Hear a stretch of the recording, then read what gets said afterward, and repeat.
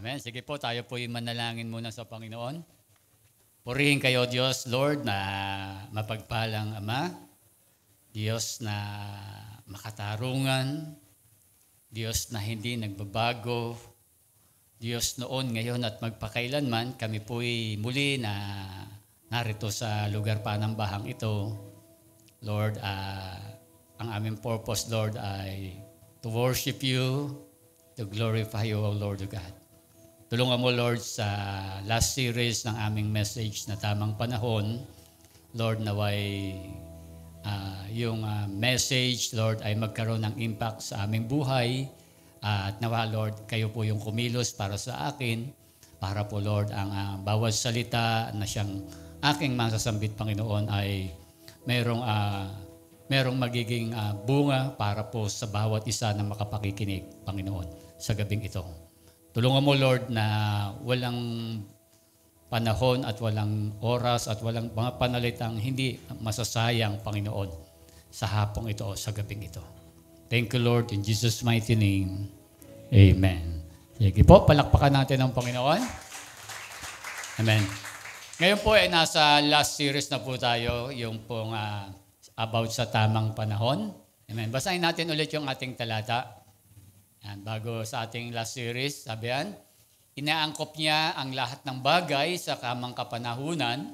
Ang tao'y binigyan niya ng pagnanasang alamin ang bukas, ngunit hindi binigyan ng pagkaunawa sa ginawa ng Diyos mula sa pasimula hanggang sa wakas. Amen. Dito makakita po natin, bigyan ulit natin ng pansin, na ang Diyos ay iniaayos niya yung lahat para sa tao. Pero sabi doon sa dulo, di ba, hindi tayo binigyan ng pagkaunawa sa ginawa ng Diyos mula sa pasimula hanggang wakas para mag-depend tayo doon sa Panginoon. Amen. Hindi niya na sinabi sa iyo, anak, eto ka, di ba? Ipapanganak kita, di ba? Magiging nanay mo, si Nanay Lori. ito yung magiging buhay mo. Diba? Hindi sinabi ng Diyos. Di ba? Kaya dito, ikaw yung pagtitiwala at yung faith natin sa Panginoon, yung paggaganahin mo rito. Amen? Kaya po yung laging inaano natin, yung conclusion natin, yung pagtitiwala at paghihintay ang kinakailangan nasa heart po natin. Amen? Sige, next slide. Yan, natapos na po natin yung God always on time. Diba? Alam natin na ang perfect yung timing ng Lord. And then yung God knows the future and the past, na alam ng Diyos yung ating future at past. And then yung God is always faithful. Last Sunday na ang Diyos ay faithful sa ating mga trials, sa love and promise ng ating Panginoon. Ngayon, ang pag-uusapan naman natin, next slide. Yan. When God seemed unreasonable. Diba? Ano ba ibig sabihin yan? Medyo yung mga bagay na hindi natin maintindihan sa ating Panginoon. Doon sa ginagawa niya sa ating mga buhay.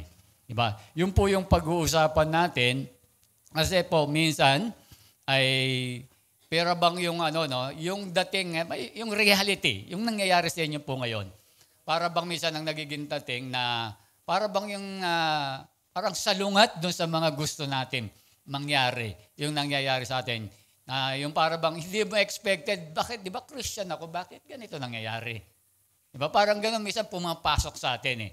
Yun yung pag-uusapan natin na bakit ba nangyayari to yung mga ganitong bagay. Amen. Next slide. Yan. Sabi nga natin, maraming tanong na why. Di ba? Bakit sa atin? Di ba? Minsan sinasabi natin, bakit ako nawala ng trabaho? Sino naka-experience na gano'n? Di ba? Kung kailan pa naman ako umatin, tsaka pa ako nawala ng trabaho. Ano ba yun? Ganun ba ang Diyos? Di ba? Kaya minsan tanong no? Tapos mga tanong pa natin, bakit namatayan, di ba? Nang mahal sa buhay. Di ba? Minsan tanong pa natin, bakit hindi iba? Marami namang masama dyan. Di ba? Nagtuturo ka pa ng iba. Di ba? Ba't hindi pa yung kapitbahay namin? Ako linggo-linggo nag-chat-chat. Ba nagtuturo ka pa no? Di ba? Marami tayong tanong, di ba? Maraming sabi, bakit hanggang ngayon mahirap pa rin kami? Di ba? Kayod kalabaw talaga, di ba? Ganun, bakit ganyan? Parang pero, tumadalo naman ako sa church. Nag-cell group, nagla-light group naman ako. Di ba? Bakit pinahintulutan ng Diyos, di ba? Bakit kami binaha nung panahon ng Karina? Ba't yung iba, hindi naman, di ba? Bakit hanggang ngayon, wala pa rin nanliligaw sa akin? Di ba? Lampas na ako sa kalendaryo, wala pa rin. Di ba? Ang tala mo, nagpe-pray naman ako ng gusto ko para sa Panginoon. Amen. Nakaka-relate ba kayo? Di ba? Diba yung mga tanong natin, no? Ang tagal ko nang nagpe-pray, ang Diyos tahimik pa rin. Di ba? Kaya minsan tinatawag mo, natutulog ba ang Diyos? Di ba? Ano sabi ni Gary Valenciano? Hindi natutulog ang Diyos. Di ba? Ang sabi ng mga awit, hindi siya natutulog. Amen. Yun po yung mga tanong natin. Di ba? Pero sabi nga po rito, alam natin na ang lahat niyan ay para sa ikabubuti. Amen?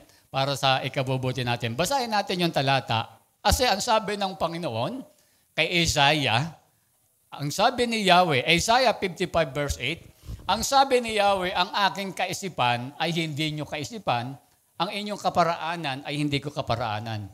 Kung nangyayari man sa iyo yung mga tanong na yan, iba kasi ang iniisip ng Diyos doon sa iniisip mo.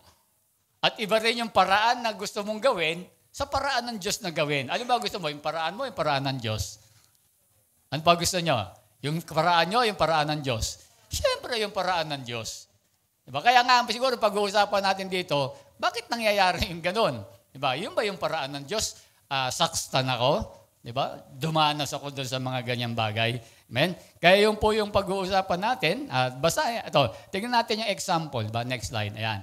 Alam niyo po si Joseph, the dreamer. Ayan. Yung alam naman, yung marami nang nakapagbasa ng talatang ito. Diba? Alam natin yung istorya niya. Isa sa mga 12 tribes of Israel, ay nanaginip siya isang araw. Ang sabi niya sa mga kapatid niya, darating daw yung panahon na sila ay sasamba at luluhod sa kanya.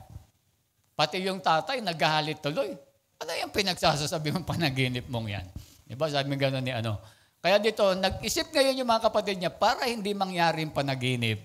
Ang ginawa nila, nung lumabas sila, nung nagpapastol sila, ginawa nila, gusto nilang patayin to. Pero sabi nila, wag na nating patayin. Ihulog na lang natin sa balon.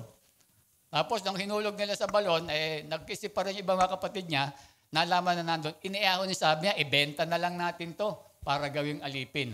Hanggang napunta siya dun sa bansang Ehipto. At nung nandun siya sa bansang Ehipto naman, ay naging ano po siya, naging katuwang ni Potiphar. Yung, kumbaga sa ano natin, sa panahon natin ngayon, yung kumbaga ano, yung mataas na sundalo, may katungkulan. Gwapo yata ito, malading dong Dantes yung dating. Yung asawa ngayon, natipuhan siya. Diba? Sabi niya, sipingan mo ako, biro mo. Ikaw na nagsasabi, yung babae na nagsabi, sipingan mo ako. Ayaw niya, tapat siya doon kay Potiphar, yung kanyang leader. Pero nainis yung asawa, diba? Sabi, yung alaga mong yan, diba? Tinangka akong pagsamantalahan. Tapos, ang nangyari po, kinulong naman siya ngayon. Diba? Pero nakita natin doon, tapos ito na po yung story niya, yung dalawang yan, dating mga trabahador doon sa kaharian. Diba? Meron silang panaginip na dalawa, pinaliwanag nila. Nangyari parehas. Yung panaginip, sabi yung isa, ikaw pakakawalan, yung isa bibigtihin, di ba? Paparusahan. Nagkatotoo lahat. Tapos nalaman nung hari, meron na naginip naman yung hari, walang makapagpaliwanag. Sabi nung isa, nako, yung isa dating ayipin natin dito, Hebreo. Pinaliwanag yung sa akin na nangyari. And then ang nangyari sa kanya, naging gobernador siya. Tignan natin yung daan ng buhay ni Joseph, no? Tignan niyo po yung daan ng buhay niya, masalimuot. Diba? Ang daming sufferings na nangyari. Diba? Pero ang gusto lang pala ng Panginoon dito, kasi magkakaroon ng tagutom. Sa buong mundo, magkakaroon ng tagutom. Kaya ngayon, yung Israelita ang natitira na lang, yung 12 tribes of Israel. Pag nagkaroon ng tagutom, wala silang sariling bansa, mamamatay na yan, mawawala na yung lahi ng Diyos. Merong palang laging plano ang Diyos. Diba? Kaya nakita nyo, ginawa siya, sabi nung napaliwanag niya ni Joseph, yung hula nung sahari, yung panaginip niya, ginawa siyang gobernador. Diba? Nakita natin na ang ganda ng naging dumaan muna siya doon sa mga bagay na minsan, hindi mo maintindihan Diyos. Bakit ba hindi na lang dinerecho ng Diyos? Na hindi na dumaan doon sa mga pagkakataon, no? Pwede naman gawin ng Diyos na pumunta kagad sa Ehipto, maging ano siya, no? Maging gobernador kagad. Pero ang dami, no? Sa buhay natin, ganun minsan, no? Di ba? Minsan nakakaranas tayo ng iba't ibang mga klaseng problema pa sa buhay natin bilang lang sa Christian. Diba? Bakit hindi na lang natin sabihin, Lord, bakit ba? Hindi na lang din tayo mga gusto natin sa buhay, magkaroon tayo ng magandang buhay, magkaroon tayo ng maayos na pamilya, yung mga prayer natin, bakit hindi ba direkta na lang dali ni Lord? No? Ibigay ka agad doon. Bakit merong mga bagay na hindi natin maintindihan, dumadaan pa doon sa mga ganong bagay? Amen? Kaya yung gusto nating bigyang pagpapahagi. Isa pa rito, amen, next. Ayan. Yun naman pong paghuhugas ng paa. Diba? Dito makikita nyo po dyan, si Kristo, hinuhugasan niya ng paa yung kanyang mga alagad. Alam niyo po kasi, sa mga Israelita, kinakaya mahalaga po sa kanila yung paghuhugas. Kasi pagrespeto mo sa bisita yon. Kasi doon panahon na, di ba, yung mga maalikabok. Kaya pag pumunta ka sa mga bahay ng mga Israelita, ginagawa nung may-ari ng bahay, hinuhugasan yung inyong mga paa. Ibig sabihin yun, nire-respeto ka. Pero dito makita na, alam ng mga alagad, si Kristo yung kanilang guro. Bakit ba? Hindi nila maintindihan, bakit kinakailangan gawin ni Christ tong bagay na ito? Amen? Kaya yun po yung natin. No? Mamaya ito po yung magiging topic natin, yung istoryang yan. Amen? Next slide. Ayan. Sabi nga ng John 13:7, sumagot si Jesus sa kanya, ang ginagawa ko ay hindi mo pa nauunawaan ngayon. Ba? Ngunit malalaman mo pagkatapos ng mga ito. Yan yung pag-usapan. At pamagat po natin, next, ayan, when God seems unreasonable. Amen? Kaya ngayon po yung pag-uusapan natin, tatalakayin po natin yung mga bagay na bakit ba ang Diyos hindi natin maintindihan yung kanyang mga desisyon o yung kanyang mga ginagawa sa atin. Yun yung pag-uusapan natin. At ano ba yung talagang plano ng Diyos?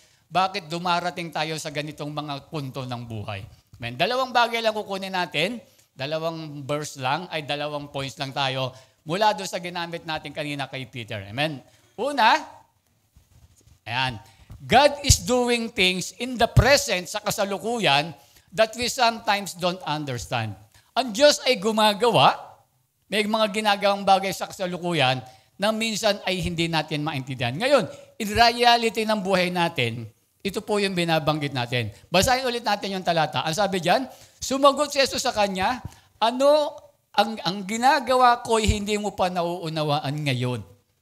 Diba? Ibig sabihin, yung buhay na kinakaharap nyo ngayon in realidad, ano ba yung mga kinakaharap ngayon bilang Christian? Ang sabi ni Lord, ang mga ginagawa kayo, hindi nyo pa nauunawaan ngayon. Ang ginagawa ko, hindi nyo pa nauunawaan, bakit ganon? Diba yung tanong natin, yung puro bakit natin? Hindi mo pa nauunawaan ngayon yung mga bagay na yan.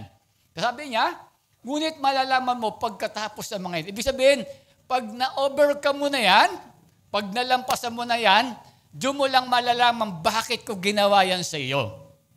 Kasi minsan, nagiging dahilan nating mga mananampalataya, pag dumaranas tayo ng ganyang mga suffering sa buhay, minsan nawawala tayo sa church. O minsan, natitisod tayo. Minsan napapagod tayo. Minsan sumusuko tayo. Hindi natin naintindihan, ano ba itong ginagawa ng Diyos sa akin? Diba? Bakit ganito? Kung kailan naman ako nagiging tapat sa Kanya, bakit naman ganito, di ba? Kasi ang mentality natin, kapag may ginagawa kang mabuti, mabuti rin yung kapalit. Di ba? Yun yung isipan natin. Diba sabi nga natin, ang isipan ng Diyos ay hindi natin isipan. Iba yung layunin ng Diyos sa layunin natin. Kaya kung ano man yung nangyayari, ang gusto ng Diyos, yung Kanya yung masusunod. Pero dumadanting sa punto ng mga tao, kinakat mo yung gusto ng Diyos, ikaw yung nasusunod. Kaya makita nyo, mayroong mga tao na kahit nagsuserve kay Lord, napapariwara yung kanilang buhay. Diba? Mga sa kumbaga doon sa release ng trend, lumilihis siya, kumakalas doon siya sa release. Kasi gusto niya, siya yung masunod sa kanyang sarili. Amen. Tignan natin, bakit ba sinabi ni Kristo ni Jesus Christ itong mga bagay na ito. Tignan natin yung talata. Sabi diyan sa John 3:6-8, doon sa taas, sabi diyan, lumapit siya kay Simon Pedro na nagtanong sa kanya, Panginoon, huhugasan mo ba ang aking mga paa? Dito pa lang nakita nyo nagtataka na kagad si Pedro, bakit huhugasan yung aking paa? Diba? Kasi nakita niya kumuha ng planggana Nakita niya kumuha ng planggana, tubig, tapos nilagay yung tuwalya rito, pumesto na maghugas. Kaya sabi ni Pedro, Panginoon, hugasan mo ba yung aking paa? Hindi niya maintindihan, ano ba gagawin ng Panginoon? Diba? Ano kaya gagawin ito na siya yung maghuhugas ng paa namin? Di ba, minsan, kaya gano'n sa senaryo ng buhay natin, minsan gano'n yung mga tanong natin na ano ba yung gusto ng Panginoon? Di ba? Ano ba, bakit ganito yung nangyayari sa akin? Di ba? Marami naman tayong ginagawa maganda, pero bakit gano'n? Di ba ka ba? Salungat doon sa iniisip mo na dapat mangyari. Gano'n yung sitwasyon ni Peter. Ang sabi ni sinagot siya ng Panginoong Jesucristo. Ang sabi ni Jesus Christ, ito yung talata natin, sumagot si Jesus sa kanya, ang ginagawa ko ito, hindi mo panaunawaan ngayon. Yung inuhugasan kita, hindi mo panaunawaan kung ano ibig sabihin yan. Sabi niya, yung mga, in reality sa buhay natin ngayon, yung mga nararanasan nyo ngayon na mga pain, suffering, sa ngayon hindi mo pa naintindihan kung ano yan. Maaaring iba na kaintindihan dahil mga matured Christian na, pero yung mga iba pa, hindi pa rin nila maintindihan. Bakit kaya ganito ang Diyos? Dahil sabi niya, ngunit malalaman mo pagkatapos ng mga ito. Ibig sabihin, kapag natapos na yung mga bagay na hindi mo naiintindihan na ginagawa ng Diyos, doon ipapakita ng Diyos, ito yung dahilan ko. Amen? Next, sabi niya, sinabi sa kanya ni Pedro, hindi mo huhugasan ang aking mga paa kailanman. Si Pedro medyo aggressive talaga. Pag tinignan nyo, binabasa nyo yung Biblia, si Pedro laging nakaano yan na laging umaano sa Panginoon. Hindi pwedeng hindi mangyari yan, Lord. Hindi namin kayo pababaya. Ganun siya lagi Kaya sabi niya, hindi ko pa hugasan kailanman. Di ba? May yan si Pedro Na ano ba tawag yung ugali niya? Gusto niya siya yung bida lagi Di ba? Pero sinagot siya ni Kristo. Ang sabi niya, sinagot siya ni Jesus, kung hindi kaya hugasan, ay hindi ka magkakaroon ng bahagi sa akin. Di ba? Kaya makita natin dito, kapag kaya yung paghuhugas, ibig sabihin, para kayo ay maging bahagi ng ating Panginoong Jesucristo. Amen? Kaya yun yung bakit na binanggit yung sa talata na pinag-uusapan natin. Ngayon po, sabi natin daw, ano ba yung mga bagay na hindi natin naiintindihan? Ngayon na dumaranas tayo, tayo ng iba't ibang klaseng pagsubok o mga pagsubok sa buhay. Yung pagsubok ba ay bahagi ng buhay natin? Ang sabi po ng unang Korinto, wala pang pagsubok na dumating sa inyo na hindi naranasan ng ibang tao. Ibig sabihin, lahat talaga tayo makakaranas ng pagsubok. Siyempre, ang tawag ng mga hindi Christian dyan, problema. Diba? Parehas lang yan. Kung generic term yun Tayo, pag nagkakaproblema, pagsubok tawag natin. Sa kanila, problema. Ang sabi ng Panginoon, sabi sa Korinto, wala pang pagsubok na dumating sa inyo na hindi naranasan ng ibang tao. Diba? Sabi niya, tapat ang Diyos at hindi niya ipahintulot na kayo'y subukin ng higit sa inyong makakaya. Sa halip pagdating ng pagsubok, bibigyan niya kayo ng lakas upang makayanan ito at ng paraan upang malampasan ito. Amen. Kaya dito makita natin, kaya makikita nyo, dapat maintindihan nating lahat. Hindi nung tinanggap mo si Kristo, hindi ka na magkakaroon ng problema o pagsubok. Sa totoo nga lang, mas marami kang dadaan ng pagsubok pag naroon ka na kay Kristo. Ba? Pero sabi nga natin, meron kasing layunin ng Diyos, bakit ginagawa yung mga bagay na yon. Amen. Isa lang po ito doon sa magiging topic natin. Amen. Next. Yan. Ito yan yung mga nararanasan natin. Sino po nakaranas na ng mga suffering? Pag sinabing suffering, sabi dito yung definition yan, physical or mental pain that a person feels. Ito yung nararamdaman niya nang nagkakaroon siya ng mga pain, sakit, physical or mental. Diba? Sabi nga dyan, mga minamahal, huwag na kayong magteka sa mabibigat na pagsubok na inyong dinaranas na para bang ito'y di pangkaraniwan. Ito makikita natin na sabi rito na talagang makararanas tayo ng mga pagsubok. Binanggit pa nga dyan yung mabibigat na pagsubok na inyong dinaranas. Amen.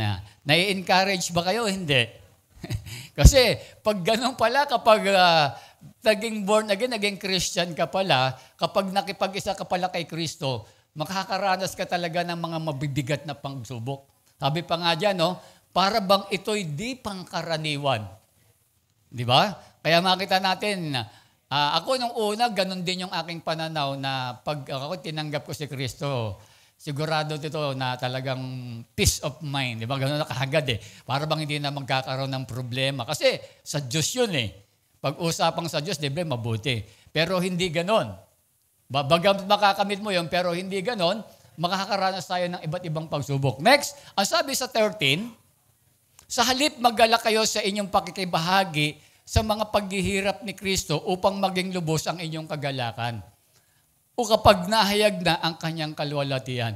Ibig sabihin, makikita natin, kasi yung paghihirap na dinanas ni Kristo, sabi rito, makibahagi daw po tayo. Kaya kung nakakaranas tayo, nais din iparanas ng Diyos sa atin kung ano yung naranasan ng ating Panginoong Kristo. Para maintindihan natin, ano ba yung ginawa ni Kristo para sa atin? Kaya yung mararanasan natin yung mga sufferings, iba pang mga pain sa buhay, para maranasan mo, masigit pa dyan yung naranasan ni Christ. Yung ipaparanas sa'yo, hindi siya ganun katindi.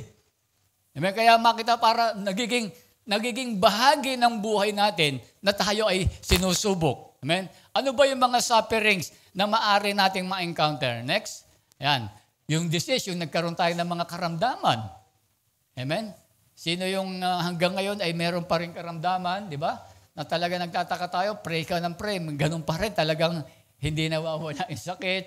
Diba? Talagang nagsasuffer ka doon sa iyong karamdaman. Diba? As a Christian. Then ano pa? The source of income is insufficient.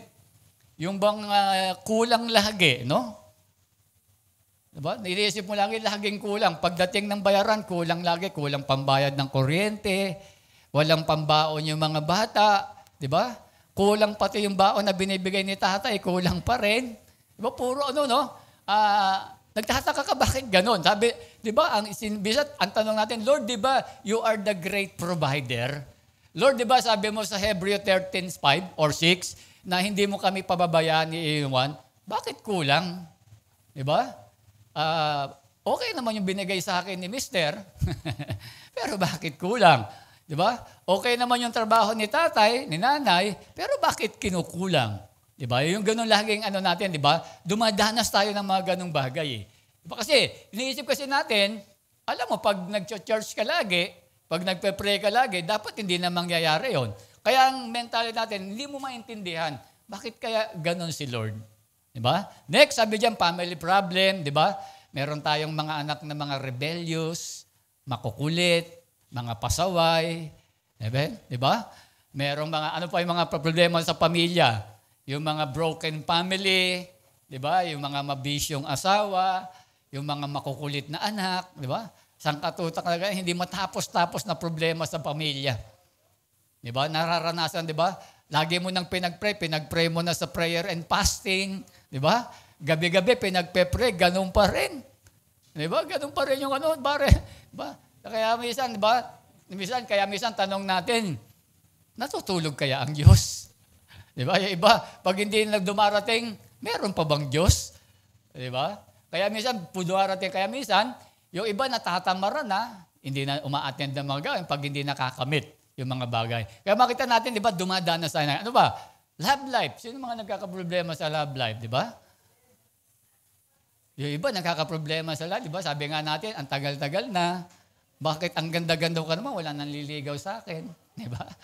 Ang gwapo-gwapo ko naman, bakit lagi akong busted? Diba? Bakit ganon? Diba? Nagtataka ka, diba? Kasi bata ka pa pala, diba?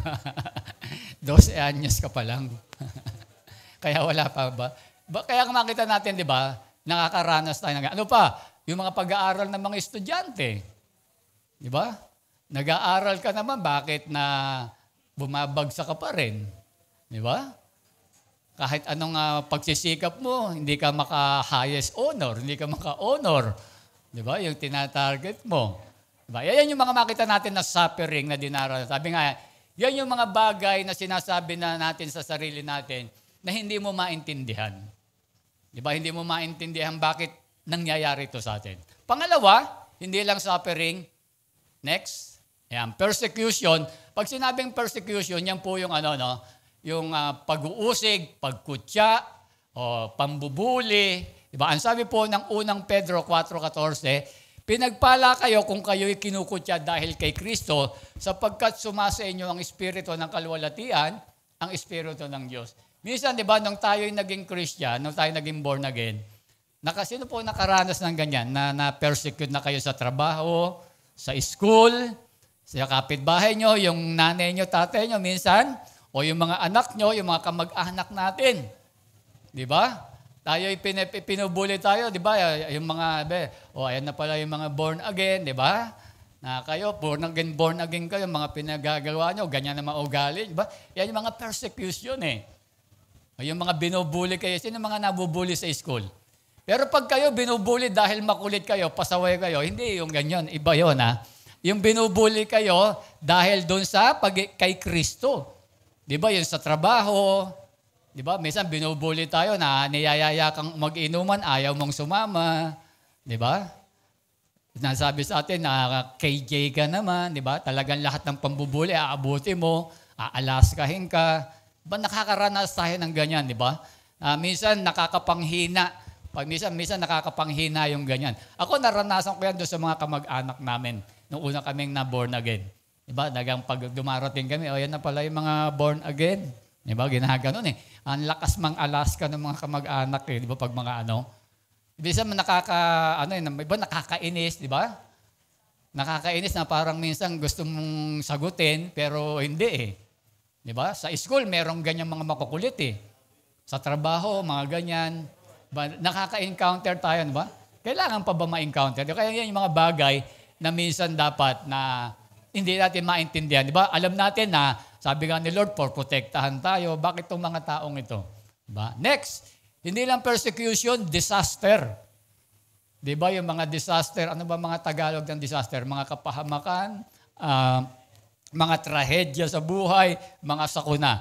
Ito po yung tungkol kay Job, yung namatay yung kanyang mga anak. Sabi rito sa Job 1:18-19, hindi pa rin ito halos tapos magsalita nang may dumating na sinubok po ng Diyos si Job dito Di ba yung kausap niya dyan po si Satan. Sabi niya, hindi pa rin ito halos tapos magsalita nang may dumating namang isa at nagsabi, habang ang mga anak po ninyo ay nagkakainan at nagiinuman sa bahay ng panganay nilang kapatid. Next. Hinampas po ng napakalakas na hangin ang bahay at bumagsak. Nabagsak ang po sila at namatay lahat. Ako lang po ang natirang buhay upang magbalita sa inyo. Minsan dumarating sa ganung buhay, no? Nakita niyo yung kay Job, patay lahat yung anak. Di ba? Minsan, kung hindi, iba't ibang klaseng sakuna, di ba? Minsan yung nasunugan ka ng bahay, di ba? Nagtataka ka, no? Na bakit yung kapitbahay mo, yung mga hindi nasunugan, ikaw, linggo-linggo nasa church ka, ikaw pa yung nasunugan. No? No? Minsan merong ganong pagkakataon Di ba? Di ba? Nagtataka tayo na minsan na-aksidente. Di ba? Na-aksidente tayo. Yung nawawala ng bahay, dahil sa mga trahedya, sa mga lindol.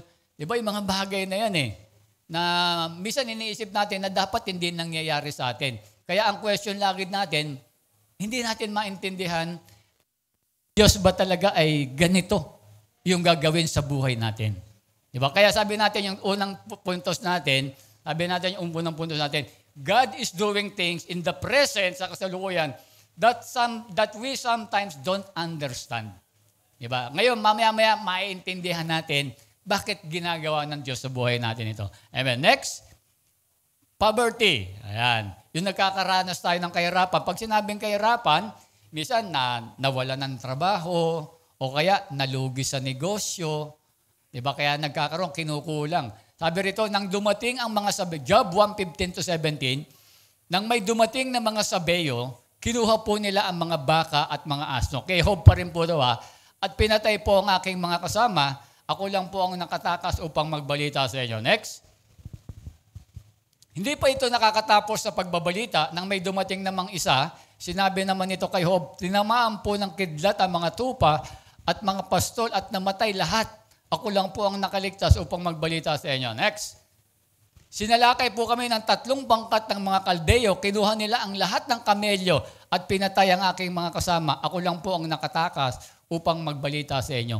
Alam niyo po, makikilala mo ang mga may kaya o may kabuhayan noong unang panahon kapag maraming hayop. Diba? Pag maraming kahayupan. Diba? Maraming mga manok. Pag nung araw, pag ganon, marami kang tupa, maraming baka. Pero nakita nyo po rito, naghirap si Job dito. Diba? May ilang oras lang yung pagitan, tinamaan ng kidlat, para bang inabot ng sobra-sobrang malas, inabot nito. Diba? Walang natira. Talagang nasiro. Ang natira lang yung asawa. Yun yung laging tanong, bakit tinira yung asawa? Di ba? Di ba? Namatay lahat ng anak, pati lahat ng arere, ang bahay. Ang natira yung asawa lang. Bakit kaya yun? Ano kaya ang sagot doon? Di ba? Pero ako ang nakita kung saan, trivia lang. Para sa akin lang. Kasi di ba, nung nilikha yung lalaki, yung babae yung katuwang eh. Di ba? Meron pa rin katuwang. Di ba? Pero hindi naging katuwang yung asawa ni Job eh. Persecutioner tong asawa ni Job eh. Di ba? Sabi nga nung asawa niya, talikura mo na yan, Diyos mo na yan. Di ba? Tignan mo yung ginawa sa buhay natin. Isa yung lip na tutulong eh. Amen. Kaya dito minsan dumarating sa atin yung poverty, di ba? Yung nawalan tayo ng, sabi nga, nawalan ng trabaho, nalugi sa negosyo. Di ba? Kaya halos halos sumuko ka na eh. Halos sumuko ka na sa pagiging sa pagiging Christian eh. Di ba? Kasi maraming mga pangako ang Diyos, di kita iiwan, God provider. Di ba? Ang Diyos ay laging nandyan sa ating tabi. Pero bakit ganon? Nalugi, nawalan ng trabaho. Di ba? Kaya nakita natin, hirap na hirap po tayo. Amen. Nakita natin yung mga bagay na yan, in reality, nangyayari sa buhay natin. Di ba? In reality. Kaya nga, minsan, sabi nga natin yung tanong natin, bakit hindi natin maintindihan ng Diyos? Bakit kailangan dumaan pa sa mga ganitong bagay? Yan po yung unang reality na sinabi ni Christ kay Peter, kay Peter, sa ngayon hindi mo naiintindihan yan. Diba? Ngayon sa atin din, minsan sa mga buhay natin, alam ko yung mga kabataan ko, naiintindihan nila. Alam ko yung mga matured Christian, naiintindihan na nila. Bakit minsan mayroong mga suffering, mga pagsubok na dumarating sa ating mga buhay. Amen. Next, sa pangalawa tayo, ito yung bibigyang kasagutan ng Panginoon. Bakit? Diba? Bakit at bakit? Kaya huwag tayong mawawala ng pag-asa. Sabi diyan, God's future plan is in God's perfect time. Kasi yung plano ng Diyos para sa atin, ibibigay niya yan dun sa tamang panahon. Dun sa tamang kapanahunan. Kaya minsan lang, pinararanas lang tayo ng mga pain, mga suffering sa buhay. Dahil alam naman natin, ang purpose ng Diyos, sabi niya sa Santiago, para tumatag yung ating pananampalataya. Amen. Basahin natin yung talata. Sabi diyan, sumagot si Jesus sa kanya, ang ginagawa ko'y hindi mo pa nauunawaan ngayon. Tignan nyo, merong sinabing ngunit. Sino na yung mga nag-OBE rito? Di ba pinapaliwanag isa-isa? Ano ibig sabihin ng ngunit? Pag sinabing ngunit? Kuya Glenn, ikaw ba yung nagsumagot? Ano yung pag sinabing ngunit? Meron pang pag-asa pa. Di ba? Merong pag-asa. Sabi dyan, malalala mo pagkatapos ng mga ito. Yung ginagawa ko na una na hindi mo nauunawaan, dumadaan ka ng mga pain, sufferings, di ba nga mga poverty, persecution. Ngayon siguro hindi mo nauunawaan yan. Pero pagkatapos ng mga iyan, hindi mo naman habang buhay mararanasan yan. Kaya huwag kang susuko. Ang tanong nga lang, minsan, gaano ba katagal yan? Gaano katagal ba yung wala kang trabaho? Gaano katagal ba na paulit-ulit na magkakaproblema ka sa pamilya? Diba? Hindi natin alam. Ang Diyos lang ang nakakaalam kung gaano katagal yan. Amen? Kaya dito sabi niya, ang ganda rito. Pero ang maganda, merong pag-asa. Ngunit malalaman mo pagkatapos ng mga ito. Amen? Kaya makikita natin, yan po yung susunod na pag-uusapan po natin na ano ba yung gagawin ng Diyos para sa ating buhay. Sabi ito, pagkatapos ng mga bagay na di minsan natin maintindihan sa tamang panahon, ang Diyos ay merong magandang plano na iahayag niya sa atin. Ano ba yung mga ibibigay ng Diyos sa atin? Yung sinabi niyang, ngunit malalaman mo pagkatapos na. Ano ba ito yung mga bagay na ito? Una, ito yon. The Lord is doing something in the life of His children. Tandaan nyo, ang Diyos ay gumagawa doon sa kanyang mga anak, sa buhay ng kanyang mga anak. Tandaan nyo, ang Diyos ay hindi nakaupo lang, ang Diyos ay hindi natutulog, ang Diyos hindi yung pinagmamasdan ka lang na nagsasuffer ka. Hindi po, merong ginagawa ang Diyos. Tandaan po natin yan. Hindi forget na nakikita mo na hindi mo pa nakikita yung resulta ng iyong gustong mangyari, yung panalangin mo, iisipin mo kagad na wala yatang ginagawa ang Diyos. Hindi po. Merong ginagawa ang Diyos sa buhay natin. Kaya po makita natin dito, siya ay aktibong gumagawa sa buhay ng mga taong nagtitiwala sa Kanya. Diba? Yung alam mo na ikaw ay nagtitiwala sa Panginoon, ang Diyos ay merong mga inihahandang bagay para sa atin. Amen. Ano ba yung mga inihanda niya? Una, He prepared us a spiritual blessing for us. Sa totoo lang, excited ba kayo pag ito binigay ng Panginoon? Spiritual blessing. Hindi ito material, ha? Kasi minsan ang tao, di ba, hindi siya excited.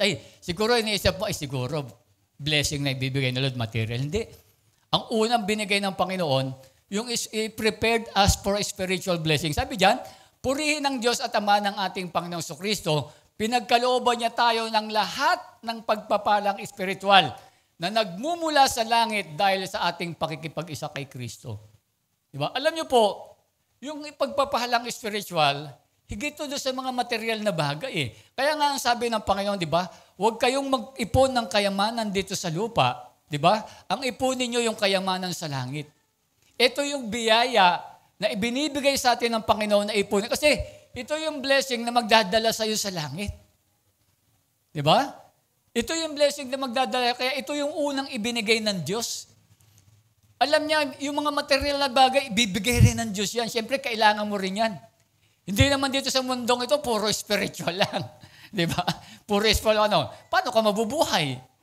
Di ba? Siyempre, pero ang inuna ng Diyos, yung bagay na makapagdadala ka sa iyo sa langit, magpagdadala sa iyo doon sa buhay na walang hanggan. Diba? Kaya nga, ang una niyang i-bless sa atin, yung mga spiritual blessing na ibibigay niya sa atin. Diba? Kaya nga makita natin dito, ano po yung mga yan? Diba? Yung madagdagan yung ating pananampalataya. Diba? Yung po makita natin, yung panalangin natin na magkaroon tayo ng spiritual growth. Kasi pag nadagdagan ng iyong pananampalataya, diba? Sa bawat aspeto ng buhay mo bilang isang Christian, yung nananaig lagi yung spiritual aspect ng iyong buhay. Nananaig agad lagi, hindi ka nagiging materialism kapag nag-increase ang iyong faith. Inuuna mo lagi, iniisip mo lagi, priority mo lagi ang Diyos. Ano pa? Di ba? Sino po yung gustong maging LG leader dito? Di ba? Yung spiritual blessing yun, yung maging light group leaders ka. Di ba? Kasi yung mga ministry natin dito, kung tutusin, kung titignan mo, parang hindi yan higit kaysa doon sa labas ng mga sekular, di ba? Yung maging engineer ka, maging teacher ka, maging yung mga ibang profesyon natin. Di ba? Kasi hindi naman pinapansin sa labas, di ba? Pag nag-apply ka ba, o ano ka ba? Sa usher po ako. Ano pakialam ko kung usher ka?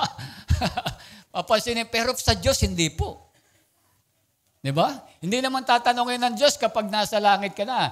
Ano ba yung mga naipon mo? Di ba? Ano ba hindi? Ang tatanungin, kung ano yung nagawa mo para sa Diyos. Hindi yan tatanungin kung gaano na yung naipon mong kayamanan. Di ba? Kung gaano ka na kayaman, hindi tatanungin ng Diyos yun.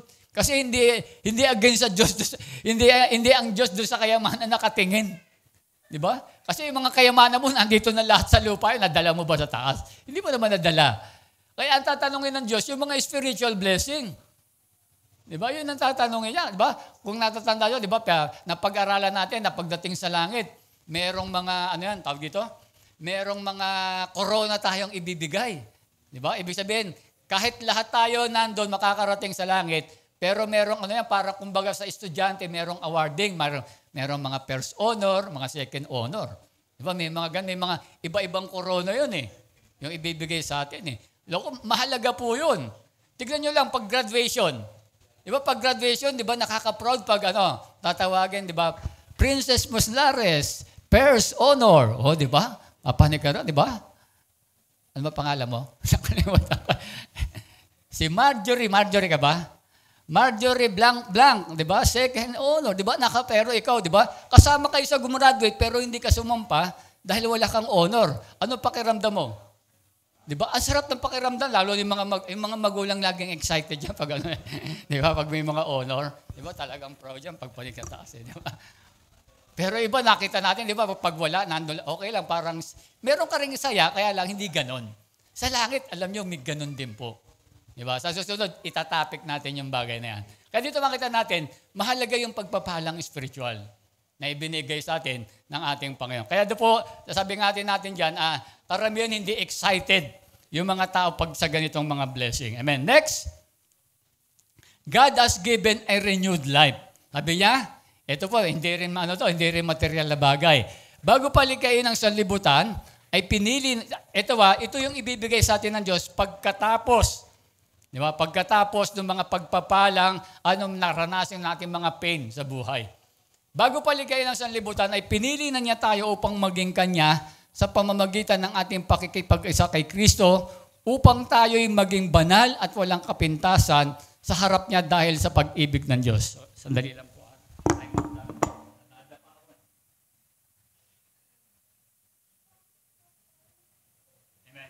Isa po rito makita natin yung renewed light, sabi dyan, upang tayo'y maging banal at walang kapintasan. Alam niyo po, kahit tayo'y narito na lahat, I believe na hindi pa tayo lahat totally renewed life. Amen? Marami pa sa atin na talagang maraming kailangan baguhin sa buhay. Tama po ba? Pero makikita natin, kaya nakita niyo unti-unti, kapag nakakaranas ka ng mga pain and suffering, pag naraos mo yan, merong isa na mababago sa'yo.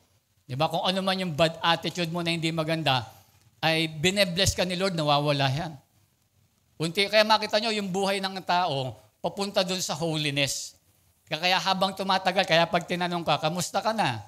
Ate, ay pabuti ng pabuti. Ganun lagi sagot mo. Diba? Pabuti ng pabuti. Kaya makita natin, ganun yun. Kaya nakita nyo, ang tao, dapat ang Christian habang tumatagal, lalong pabuti ng pabuti, pabait ng pabait. Diba? Paganda ng paganda yung attitude ng kanyang buhay. Hindi yung habang tumatagal ka sa Christian, pasama ka ng pasama. Di ba? Kaya dapat pabuti ng pabuti yung buhay natin. Kaya makita natin, ito po yung isang magandang blessing. Tingnan natin yung mga example natin. Yan. Kilala niyo po si Saul. Si Saulo po, doon siguro sa mga bago natin, si Pablo po, bago naging Pablo yan, si Saulo po muna yan. Di ba? Persecutioner, murderer, 'di ba? Lahat ng mga hindi magaganda. Nung panahon po niya ay talagang pag nakakita yung ganitong grupo ng mga Kristiyano, hinahunting niya yan. Tapos pag hinahunting yan, dinadala niya ron, pinahihirapan, yung iba pinapatay. Pero alam niyo, dumating yung time, 'di ba? Makita natin binago ng Diyos yung kanyang buhay. Sa mahabang panahon na dumaan siya ng napakatinding mga persecution, matinding mga pain sa buhay, pero dumating din sa buhay niya yung yung nirejude ng Lord yung kanilang buhay. Amen. Next. Uy! Nasa mo rito yung dalawa. Diba? Alam niyo po, itong dalawang ito, kilala niyo po ba yan? Isa lang sila sa ginawa kong example, no? Kasi, hindi ko matandaan, Francis, Jane, nung kinounsel namin kayong mag-asawa. Diba? Kasi nag-confess yung dalawang yan, talagang matindi yung po nila. Before, hindi ko alam, pandemic, after pandemic, na napaka-honest ng dalawang yan. Talagang kahit Christian na sila, nandito na po sila niyan. Alam ko, sa leader na si Kuya Francis noon eh. Pero kahit sa leader na yan, marami pang ginagawang kalokohan yan. Nag-testify ang dalawang yan na hindi dapat karapat dapat gawin. Diba? Silang dalawa. At marami, dumaan sila sa mga ganyang buhay. Pero alam niyo po, ba? Ang haba-haba, marami silang dinaanan na sa kanilang buhay Christian, kahit na, sabi nga natin, kaya nga yung mga, sabi natin na mga pain, di ba? Mga sufferings, yung panghihina ng pananampalataya, dumating sa dalawang mag-partner na yan, di ba? Pero alam nyo, after nung mga bagay, hindi ko alam na kahit nung pandemya na umaattend tayo rito, sila medyo pa ano-ano pa rin yung pag-attend nila. Pero alam ko, nung na-counsel namin yan, talagang nagkaroon sila ng siyempre sa tulong ng Panginoon, nagkaroon ng renewed life yung mag-asawa, yung magjowa, di ba, yung magrelasyon. Talagang nakita ko naman yung napakalaking pagbabago nila. Siyempre ako bilang pastor, mga leader, nakikita ko yung buhay nila. Hindi lang naman sila, kaya lang sila na yung ginawa kong example, marami rin, di ba? Kaya nga silang dalawa, napaka-submissive ng dalawang yan. Yung dalawang yan, pag inutusan mo yan, di ba, kahit may trabaho, walang walang angal yan. Pastor, mayroong trabaho, wala. Talagang sunod yan dalawang yan. Di ba? Kaya nakita nyo si Ate Jane, merong home LG, merong sa mission, meron sa, di ba? Pero meron pa siyang mga di ba? Meron pa siyang mga trabaho. At kahit doon sa bahay na, bagamat na hindi nagtagumpay yung light group namin sa bahay, pero pinursugin niya pa rin po yun. Si Francis, ganun din po yun si Francis, di ba? Kaya makita natin dito, ano ba yung gusto nating ipunto rito? Yung God has given a renewed life. Di ba? Pag nakita natin, pagkatapos ng mahaba na nagkaroon sila ng spiritual problem sa buhay, pagkatapos ng mahabang panahon na yun, nakita ng Diyos yung action. Kasi ang tinitignan lagi ng Diyos dito, tandaan nyo po rito, kung paano ka mag-react doon sa mga nangyayari sa iyong buhay ng mga pagsubok. Doon yung tinitignan ng Diyos. Kasi hindi lahat kasi ng Christian, kapag dumaan doon sa mga pagsubok sa buhay, iba yung kanilang reaksyon eh. Yung iba kahit nandito, merong nagrereklamo pa rin sa Panginoon. Yung iba talagang tumatalikod na. Di ba? Pero makita natin, pag nakita ng Panginoon, sabi ko sa inyo, unti-unti yung mga bagay na ginagawa mo na hindi magaganda, aalisin ng Diyos yan. Aalisin ng Panginoon yan. Kaya ako, naniniwala ko, hindi naman ako propeta, magiging pastor to eh. Diba?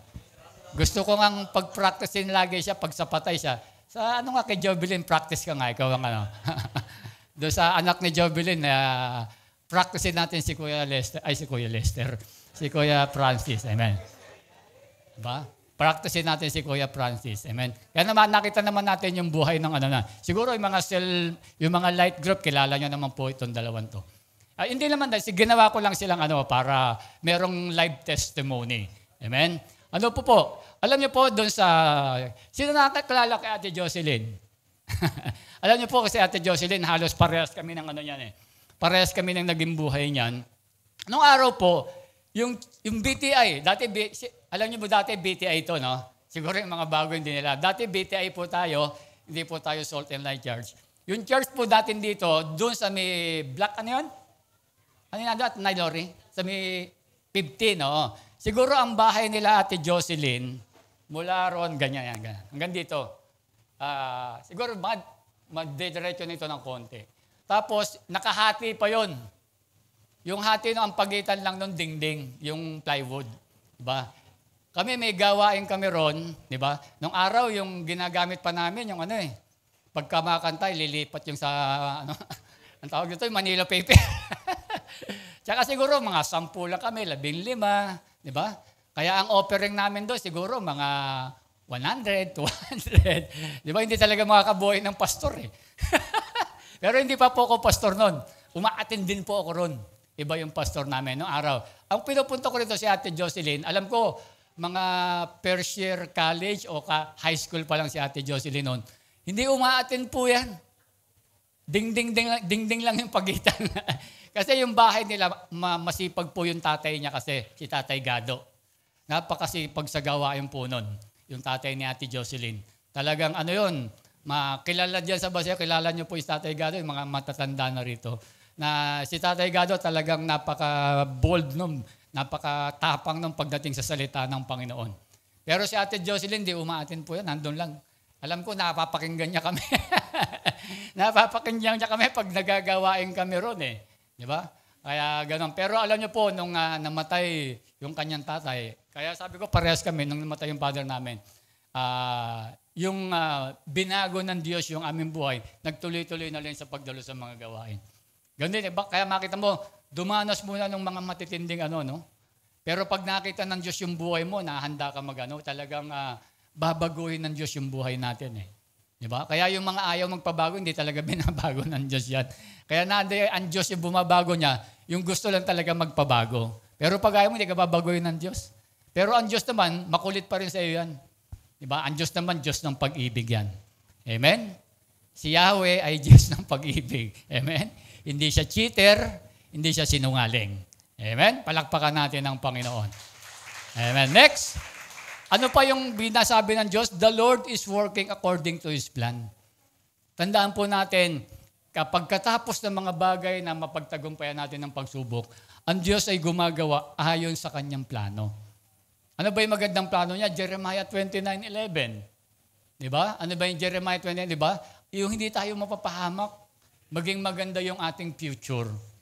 Pero yung mga bagay na yan, sabi ko nga po sa inyo, ilalagay niya yan, ibibigay niya yan dun sa tamang panahon. Kaya hindi po pare-parehas, baka makita mo, bakit si sister ganun, bakit si brother? Hindi, alam ng Diyos, siya lang yung nakakalam, wala kahit ako, kahit sino sa atin, hindi alam yan eh. Ang Diyos yung nakakalam, kaya yung keyword lang natin dito, pagtitiwala at paghintay pagdating sa Panginoon. Ano ba yung mga plano ng Panginoon? Una, yung ating kaligtasan, di ba? Plan for ourselves. Yan lagi inuuna ng Panginoon. Yung kaligtasan natin. Hindi siya inuuna lagi yung mga material na bagay. Kasi gusto niya na talagang mailapit tayo sa Panginoon. Sabi niya, John 10:28, binibigyan ko sila ng buhay na walang hanggan, kailan may hindi sila mapapahamak at hindi sila maaagaw sa akin ninuman. Amen. Nakita natin yung mga tao na nagtatapat at nagtitiwala sa Panginoon. Tandaan niyo po yan. Kahit na minsan nagkakaproblema ka, babalik ka sa Panginoon. Kasi hindi ka pababayaan ng Panginoon eh.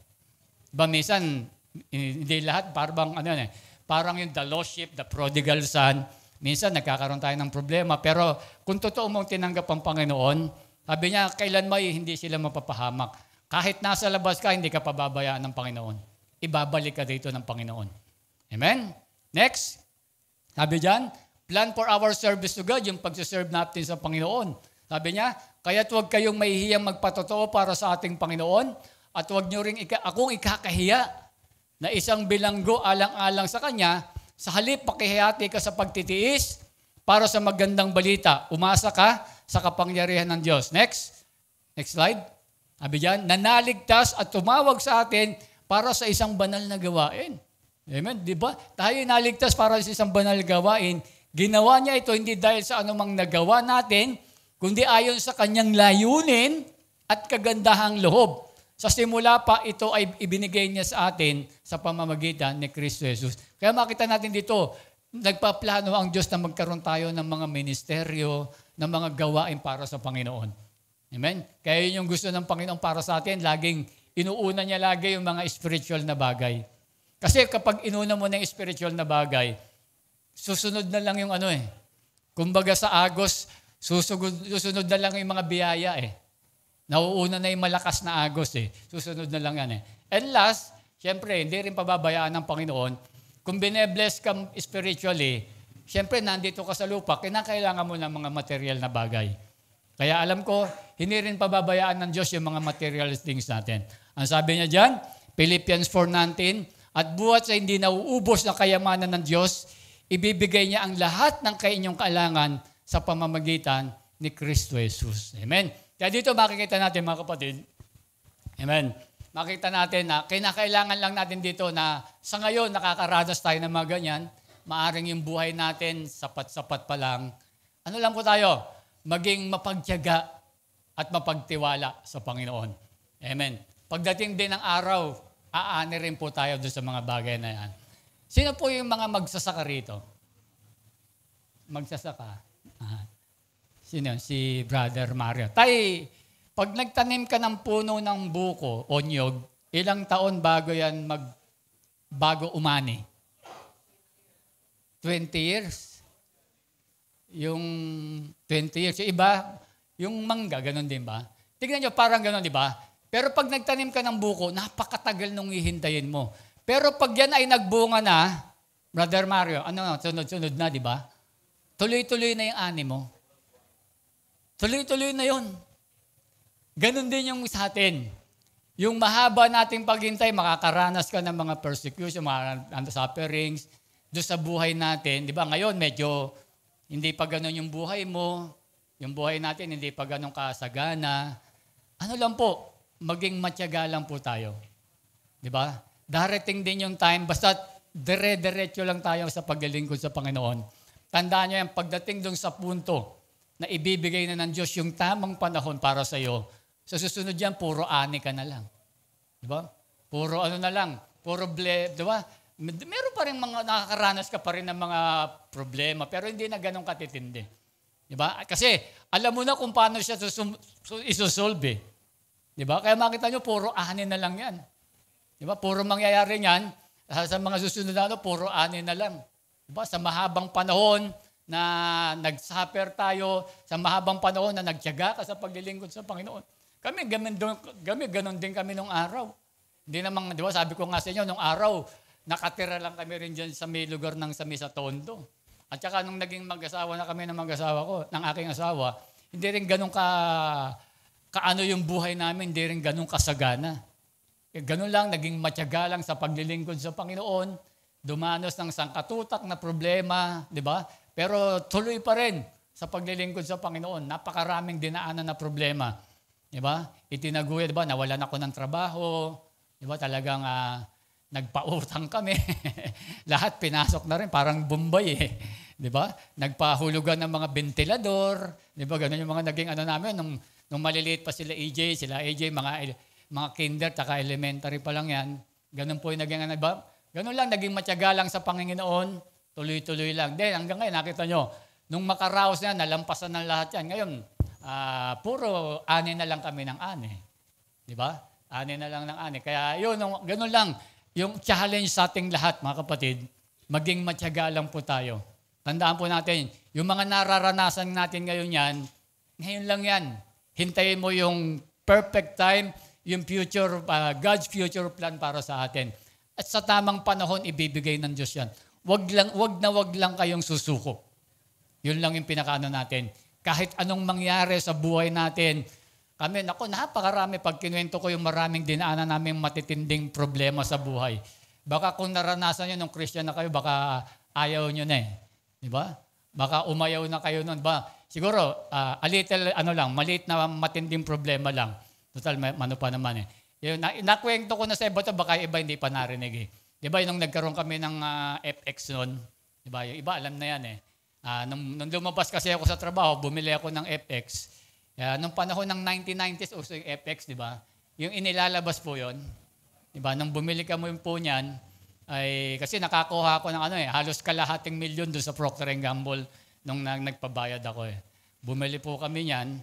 Yung 200,000 nilagay ko sa, yung araw merong kikita ka ng, yung parang parang networking ba? Kikita ka ng sa isang buwan, 6%. Di ba kumikita ako ng 12,000? Kaya nilagay ko ngayon yung 200,000 dun sa yun. Di kumikita ako, sabi ko, ayos na to, 12,000 kada buwan, buhay na rin to. Pero alam niyo po ba, scam pala. After 6 months, nung tinignan ko doon nung magwi-withdraw ko, wala na raw, close account na raw, patay. Pinuntahan ko yung nilagyan ko ng pera, nakita ko daming tao, patay. Tinakbuhan na kami. Tapos yung naman namin, yung FX naman namin, pinalalabas namin yan, di ba? Bangga rito sa unahan, lahat kada linggo na lang nababangga. Di ba? Hindi na nga lang nabangga yung sa taas eh. Sa bubong. Hindi, totoo po yun. Hindi ako nag-exara lahat. Kaya dati may telepono pa kami, yung landline. Pag tumutunog yung kinakabahan ako. Ayoko tumunog. Sabihin na naman ng driver, sabi niya, nabangga. Patay na naman. Sabi ko. Tapos nagkaroon pa ng problema, akalain mo nakarga nung driver, diesel, gasolina yon. Paktay. Ang daming, sabi ko, grabe. Pero Christian na kami kaya hindi pa ako pastor po noon. Ang dami, kaya ginawa ko, binenta ko na po yan. Binenta ko na, sabi ko, perwisyo yan. Grabe yung perwisyo inabo yan. Nabenta yan. May nag-alok sa akin mag-alaga ng baboy sa Tagaytay, dito sa Silang. Okay naman eh. Yung pinagbelan, nilagay ko naman doon. Tapos nung nilagay ko ron, ang ganda-ganda ron, malamig doon. Sa lugar na yon, hindi mo akalain nyo po ba? Na FM din naman. Patay lahat. Sabi ko, Lord, Sabi ko, huwag mo naman siruhin. Sabi ko, nagpe-pray na ako sa Lord, huwag mo naman pong siruhin, parang wala na matitira. Ha? Pero wala, siniro talaga kami. Back to zero talaga kami. Kaya grabe yung naging namin. Pero tuloy-tuloy sa Panginoon. Hindi kami sumuko. Siguro kung mga suminto kami, wala na kami ngayon. Diba? Tuloy-tuloy pa rin kami noon sa nandito na kami sa Baseco noon, alam ko na. Ay, wala pa sa Baseco noon. Tama, wala pa. Nandun pa kami sa BTI noon. Kaya tuloy-tuloy lang. Tapos hanggang dito na lang kami nagtuloy. Ba yun yung sinasabi natin na kung hindi kami nagtuloy-tuloy sa Panginoon, siguro hindi namin maaabot ngayon. Diba? Kaya tayo, yung mga problemang nararanasan nyo ngayon, baka maliliit lang yan eh.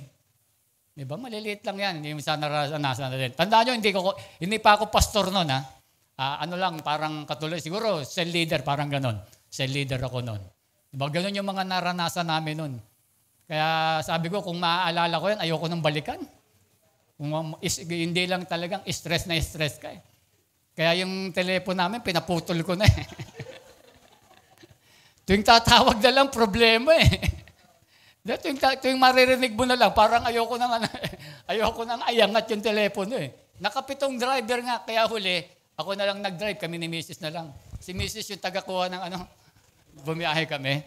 Siya yung tagakuha ng bayad. Bumabiyahe kami dyan, Monumento Buendia. Ba? Pag bumabiyahe naman, hulihin yung Apex, madalas ako mahuli. Pag nahuli ako, uwi na ako sa bayo ko na. Uwi na ako. Kaya binenta na lang yan. Amen? Kaya yun yung mga naranasan po namin na kaya nga maliliit pa kasi yung mga bata noon eh. Sila EJ, sila AJ, maliliit pa sila noon. Pero alam ko naaabutan noon. Yung pa rin yung madalas na lagi kami nag-aaway ni Pastor. Diba? Kaya makita natin yung sindiran natin, diba? Yung mga bagay na yan ay mga plano ng buhay sa atin. Ngayon lang, maging matyagalan tayo at darating din yung time na kapag naging makakaya tayo, ay susunod yan, puro pag-ani na lang tayo. Amen. Sa ating pagtatapos, ang sabi dyan, Romans 8:28, at nalalaman natin na sa lahat ng mga bagay, ang Diyos ay gumagawa sa ikabubuti ng mga umibig sa Kanya. Tignan niyo po ito Ang Diyos ay gumagawa sa ikabubuti ng mga umiibig sa Kanya. Kaya kung alam mong iniibig mo ang Diyos ay gumagawa para sa ikabubuti mo. Bakit nakakaranas ka ng mga bagay na mga sufferings? Sa ikabubuti mo ba yun? Sa ikabubuti mo yun. Hindi mo lang maintindihan bakit ginagawa ng Diyos. Di ba? Kaya sabi diyan, sa mga umibig sa Kanya, na tinawag alinsunod sa Kanyang layunin. Di ba? Hindi porket nakakaranas kang gano'n, parang hindi mo na sa ikabubuti. Lahat ng bagay na nangyayari sa atin, alam ng Panginoon yan. Layo tigit sa lahat, yung umiibig sa Kanya. Amen? Sa ating pagtatapos, isa pa, ayan, sinimulan natin sa Ecclesiastes 3:11, diyan din natin tatapusin. Inaangkop niya ang lahat ng bagay sa tamang kapanahunan.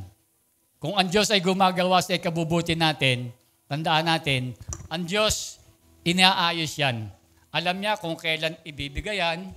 Alam niya kung kailan kailangan mo yung bagay na yan.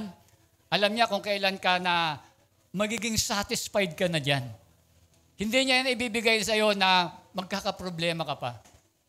Kaya nakita mo, pag mayroon ka na, no?